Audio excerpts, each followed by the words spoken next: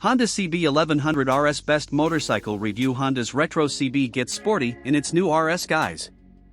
The RS feels like a retro that has been forced to be a cafe racer slightly against its will.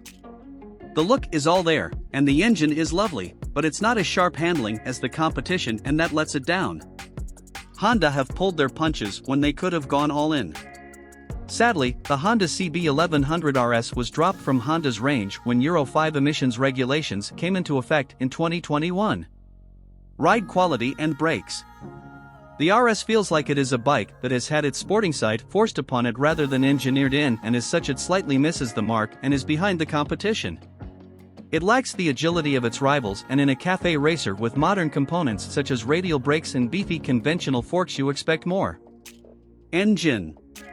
The inline 4 engine is typical Honda in some ways. It's smooth, fuels perfectly, and has a 6th gear for added practicality, although the top 3 gears are very widely spaced and feel almost overdrives. And yet in other ways it is wonderfully un-Honda.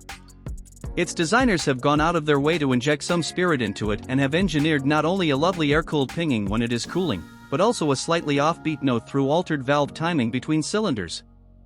Reliability and build quality. Honda doesn't build a poor machine, and the RS has the usual lovely level of detail when it comes to finish and overall level of quality. It's hard to imagine any reliability horror stories or the finish being anything other than picture perfect. Value versus rivals. A price tag of £11,139 puts the RS at the higher end of the retro market, and it is more than the £10,775 BMW R9T Racer as well as the £9,395 Ducati Scrambler Cafe Racer in Triumph Thruxton, which is £10,700. The higher spec Thruxton R with its Alene shocks, Brembo brakes and Showa BPF forks is only £800 more at £12,000. Equipment.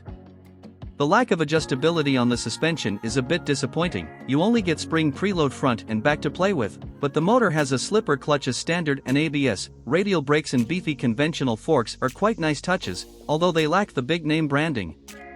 There are lots of neat styling touches, but for a cafe racer the performance spec doesn't wow you.